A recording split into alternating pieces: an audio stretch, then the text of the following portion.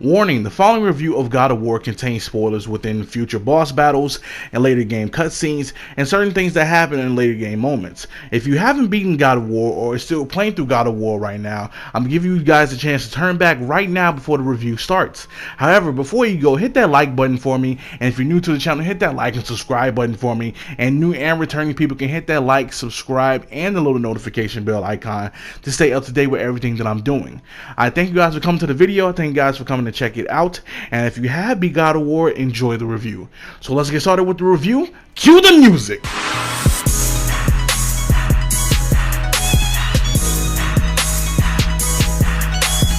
That's right, folks, the God of War himself, Kratos, is back for another legendary adventure within the self-titled game God of War. Instead of being in Greece and Sparta as the last games have consisted of, this time Kratos is in a brand new realm and universe with the Nordic gods Thor, Odin, and others respectively. Kratos himself is also grown up as he now has a child named Atreus with his now deceased wife named Faith. Setting off for the course of adventure and closure to spread Faith's ashes across the highest peak within their journey, Kratos and Atreus have their bonds tested, their strength and fortitude tested, and how far they go for love, family, honor, and discipline in learning the world itself within God of War. What's new in God of War is the all-new revamped combat system. The original God of War titles consisted of hack and slash gameplay that utilized you learning combos, and continuously keeping them going whether you're on the ground or in the air with different weapons that you unlock throughout the game. And also the camera in the older God of Wars let you get more freedom. In this God of War it's a bit different. The camera is fully center based as you still have combos to learn and keep them going with juggling and recall moves. And you have the enemy indicator that tells you which direction they are and if they're coming toward you. However, the combat in this God of War isn't hack and slash anymore, as it's all about the weight and timing of your swings being combined with staying out the way and not being hit in this newer God of War title. What's also new in God of War is that you have much more of an RPG experience in this game. You aren't just learning new moves for your weapons anymore as you did in the older ones. You can now craft armor sets that fit Kratos for his journey while looking badass, imbue them with gems to up your stats, have your weapons and shield have set moves that can be used in the midst of combat, and give Atreus his own upgrades to both his armor and his bow, and later down the line his use of magical arrows and summons too. This newer God of War takes on a full RPG style to give both new players an experience they never had, while taking veterans of the game series for a brand new ride and surprise as well later down the line. My first pro for God of War is that the game's graphics are amazing, jaw-dropping, stellar, and just downright breathtaking. God of War looks damn good, and I'm only playing from the original PS4, not the PS4 Pro. The graphical quality of this game just takes it up a notch as character models, facial detailing, the settings and locations for the realms such as Alfheim and Midgard, the enemies, the executions, when the world unlocks even more of itself as the world serpent moves. All of this game looks amazing. God of War made me spend time just looking at things and enjoyed how well they look.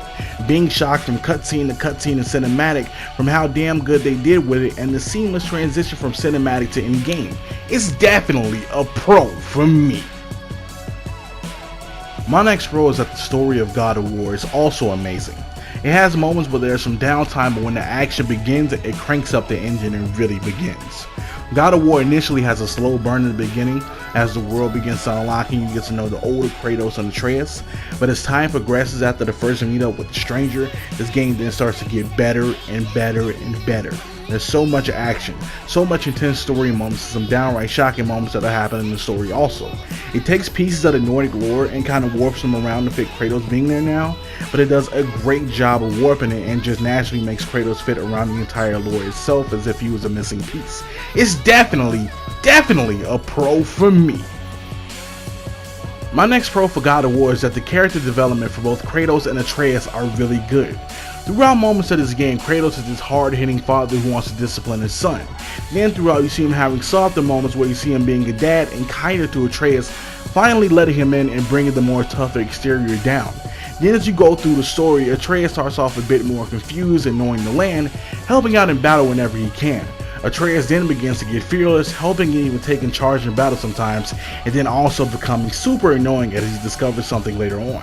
The development of these two, especially Kratos from how you once knew him, is a game changer. It's definitely a pro for me. My next pro for God of War is that the way they tell lore in this game is rich, very deep in explanation as you get the pictures to the walls, to the runes of Atreus, right down to even Mimir telling you stories from both his personal perspective and what he knew himself. In all ways of Nordic covering, if you weren't versed in the lore, God of War definitely tells you and keeps you covered in multiple ways possible.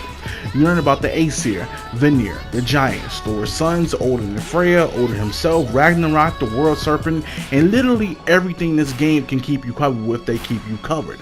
God of War does an amazing job lore-wise, and it's definitely a pro for me.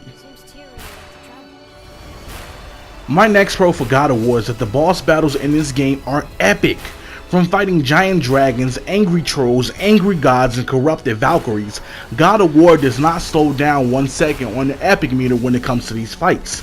There's moments where I was on the edge of my seat fighting these bosses as the fight got more intense and more intense. The same epic feelings that you got in the older God of War titles against certain bosses are the same feelings that are going to stir up again this time, as the bosses are more challenging, more epic to see, and even more epic to fight. I was amazed and thoroughly impressed by how far they took it with moments like these. It's definitely a pro for me. My next pro for God of War is that the soundtrack for this game is also amazing. The chants, the drums, the grand scale horns, and booming orchestral effects in the background really sealed the deal. I found myself falling in love with the soundtrack as it captured the world around it. Just like Hellblade did for me when it started picking up for its soundtrack, God of War's soundtrack sounds almost something amongst the scales of a movie, as it's almost that damn good to hear. Especially in those moments where you meet the World Serpent, fight Baldur, or even those cherishing moments between Kratos and Atreus, it is definitely a pro for me. My next and last pro for God of War is that even when the story ends for God of War, that the game itself doesn't. God of War lets you continue on after the story ends so that you can clean up the realm tears that's in the area, pick up from the lore that you've missed out on, fight the corrupted Valkyries by lighting the braziers, finish up the lake quest, collect and farm for the best armor in the game, doing the trials of Surtur and Muspelheim and the Labyrinth and Niflheim. God of War still has so much more for you to do after you beat the main story. You have your freedom to start where you want to start and finish where you want to finish, as it lets you do that. It improves from all the older titles that you can finally go back and get where you may have missed. It's definitely a pro for me. My first con for God of War is that certain bosses such as the trolls and ancients lack variety.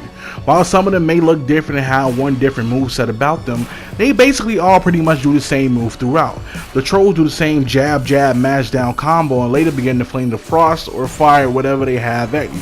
While some of the ancients and soul eaters do the same chest beam blast to you while blocking and defending from you throwing your axe, and later on they get a new blast move if you're up close, and that's really it.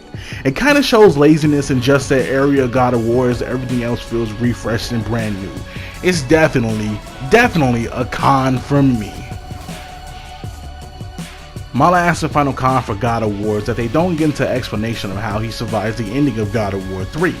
Nothing to explain how he survives the sword through his chest as he's still alive, but also has a scar from where it went through. All we know is that Kratos moved down here after everything was said and done, moved to escape, and then met fate and had Atreus. Nothing is actually ever truly covered about what happened to him prior. While he does recollect on certain things from God of War 3 and from the older games prior, nobody ever knows how he made it to be where he is today, as it wasn't properly explained. It's a missed opportunity actually. It's definitely a con for me. But all in all, this new God of War is a masterpiece.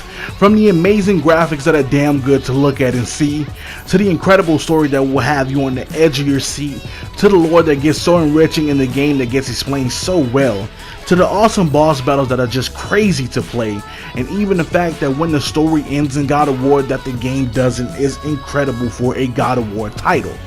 But God of War does have its issues also, from the variety of trolls and ancients not having much difference but a new skin and one new extra move is ridiculous, and the fact that much didn't get explained how he came to his world from God of War 3 is also still a big missed opportunity.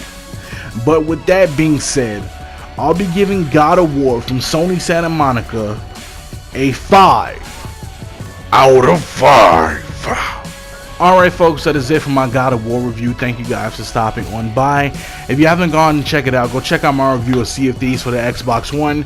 I did a great review with that, so go check it out, give me your thoughts. Also, if you like this review, tell me how you liked it in the comment section below. Drop a like for me, and if you're new to the channel, hit that subscribe button for me. Help the growth, because I'm trying to grow out here and become a better YouTuber for you guys.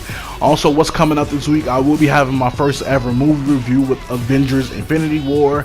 I will be dropping a review on Far Cry 5 this week also, and I should be done with Yakuza 6 this week, so be on the lookout for those also. Also, I'm burning through the backlog. We're picking it up with The Walking Dead Michonne and Beyond Two Souls. I'll be announcing that on my Twitter, which you can go follow me on Twitter at ThatGuyDemi. Links to those in the description box below. Go follow me on my Twitch also at DemiGodReviews, same as the channel name on here. Go help out the growth on both of those as well. If you guys like the review, let me know. And yeah, that's it, guys. Just go check out the latest reviews, go check out the latest Let's Plays, and we will be picking up on everything that I may have been missing out and everything shortly. Thank you guys for stopping on by. Thank you guys for watching, and until the next time and until the next video, guys, we'll tune in, turn up, and throw down. It's looking like a GG, and I'm out.